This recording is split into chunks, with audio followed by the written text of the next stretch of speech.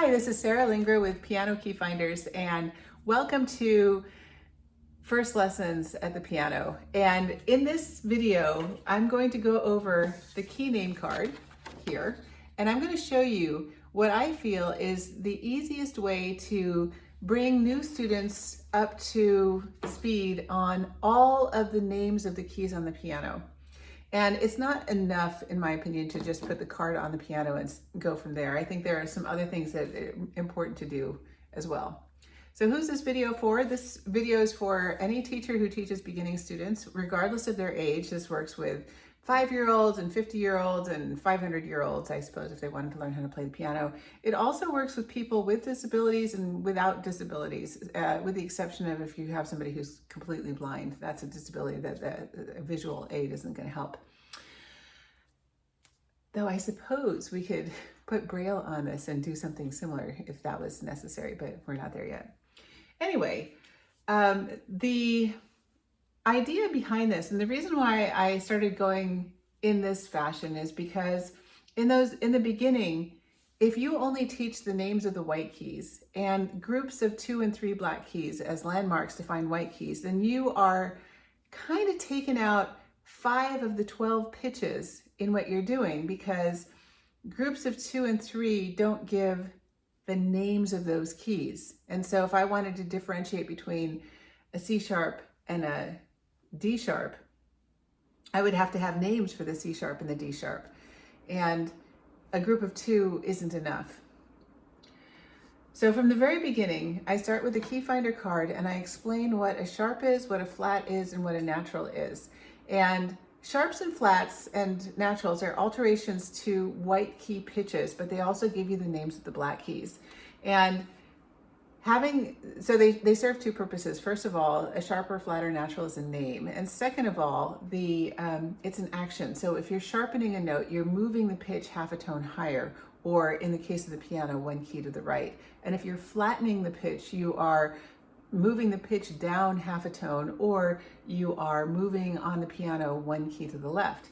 Now, what you'll see here is on this card, we have A, B, C, D, E, F, G, the letter names of all of the white keys. And again, this is in American English. And then down here, we have sharps and flats. Flats on the bottom and sharps up here at the top. And you'll notice here that for every white key letter, there is a sharp and a flat.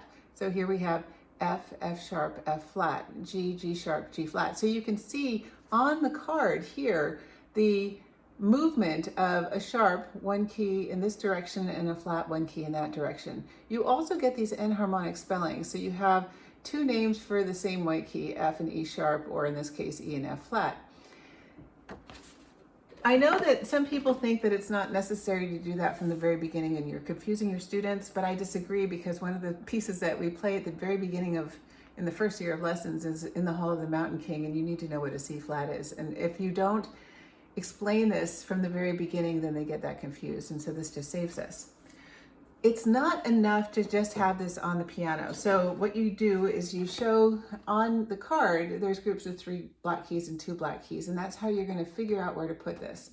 On electric keyboards, I find that the card stays in place fairly easily, but when I'm doing it on this piano, I secure it in place using a sticky note, because it flops forward just like that. So here's my sticky note. So having this on the piano is useful, but it's not enough. So when I teach the keys on the piano, I also have a circle of fifths. So you can get this on pianokeyfinders.com, and there are lots of downloadable versions of the circle of fifths there as well. Now, for inexperienced players, so people who've never had lessons before and have never played at the piano, they don't necessarily recognize that going around the circle of fifths is a pattern. So when I say find an F, and then find a C, and a G, and a D, or whatever those keys are in this order, for them, it feels like they are randomly finding those keys, because they're not next to each other, you're not counting through an alphabet, and they have to find them. So by going around the circle, both counterclockwise and clockwise, then you're getting them to find keys in a way that makes musical sense that will come back later on, and you're priming them to go completely around the circle, which will come back and not haunt you later on, but help you later on. But you're also having them reorient themselves on each key as they find it. And because we're going completely around the circle of fifths, then I also call out the black keys. So they have a F sharp or G flat or C sharp, D flat or whatever. And occasionally I'll go crazy and I'll say find an E sharp. All of them line up here really nicely so they can easily find them. So even though they have this here, they still have to understand what an F sharp is, what it looks like in terms of how you write it, and then they still have to be able to find it. So for the first month, I have them go home and find the names of the notes or the keys on the piano in the order of the circle. This is also really helpful if you have parents who say, well, I don't know anything about piano. I don't know how to help my kid. Well, they are equally capable of reading the letters off of a circle and going in that circle. And then with this here on the piano, it's very difficult for them to get it wrong. It's actually kind of fun and easy.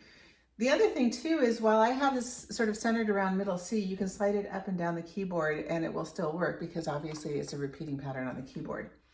Coincidentally, this particular key finder card is exactly the from the F line to the G line. So this is a complete grand staff. So all of the notes in here, if you line up the C here and middle C, then you have a complete grand staff on your piano.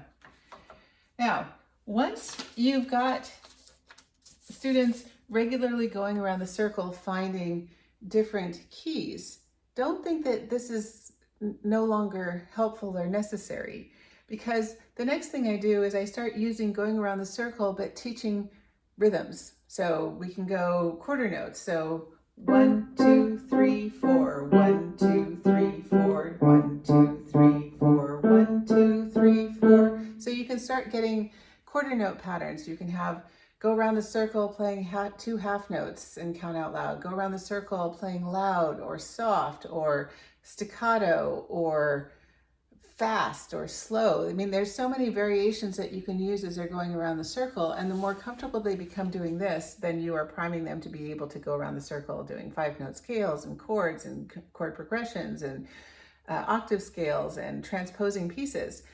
This works with any method that you might be already using, because the first thing that you need to have when you're playing the piano is a really solid knowledge of what those keys are, because you might be able to spot a G in your music, but if you don't know where that G is on the keyboard, it doesn't matter.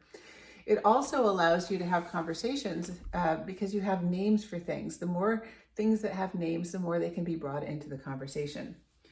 So this using key finder cards has completely changed how I think about teaching, how I think about learning. And I feel like the more things that we can do that make it easier for a student to do something correctly, then the more successful that student's going to be.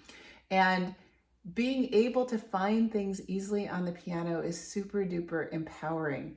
Another question that teachers will have is, well, how long do we need to continue to use the card? Well, it depends on your student. That's a terrible answer, right? People want a concrete number, but really it depends on the student. The more you go around the circle of fifths and you have them find various things, the more they're going to remember. But I have kids with learning disabilities and they don't have great memories in some cases. And so if that's the case, then using the card is the difference between being able to play the piano and to be able to be successful and not. Because if you can't find a C or an F or a G sharp or whatever, then playing is very difficult. So for many students, we use the card for a few months and then we no longer need the key name card. For other students, we might have to use it for a year. And that's okay. Playing the piano and learning how to become a musician is a long game. It's not something that happens overnight. There's also, I have to say, some satisfaction in being able to complete rounds of the circle. So I found that I can get a lot more playing out of my students if we're doing a chord progression or something going around the circle, because they already know the patterns, they have a little help in figuring out where things are, and they get a lot of repetitions in. The repetitions tie into muscle memory, but this is also an ear training exercise because music is often arranged in going from chords that are in this order around the circle in some form. So I know that I'm probably one of the most enthusiastic users of this, but I talk to my students, and the amount of understanding and aha moments that we have since I started with this approach has been tremendous, and it supports any other method or any other thing that I'm doing. And as the students, because now I have students with 2 years of working with this, the kinds of things that they're able to do, transpose things into all 12 keys, not be freaked out when you have a key signature that has 5 sharps and flats, playing comfortably on all keys with all fingers, understanding scale degrees, the amount of things that we do using the circle of fifths, using key finder cards as a warm-up at the beginning of every lesson has just been tremendous. So that's some ideas on how to use the circle of fifths, how to use the circle of fifths and the piano key finder to ensure that your students can find all of their keys from the very beginning lessons. Now, that said, it's not that time consuming. So if you have this set up on the piano and you're using the circle of fifths, it will generally take you less than 5 minutes to hit all the keys, and then you can go on and do whatever else you plan on doing in the lesson. But if you do that every day for a week, you'll find that these kids are really, or students, because I have adult students who do this too, really remembering where all of those keys are. And then, as I said, that sets you up for being able to do chords and all of these other things around the circle. It's super cool. So it's not that time consuming, and it's just another way of adding to your lessons so that your students are empowered and you've removed one barrier for learning for them at home. Anyway, this is Sarah Lingra at pianokeyfinders.com, and thank you for your time.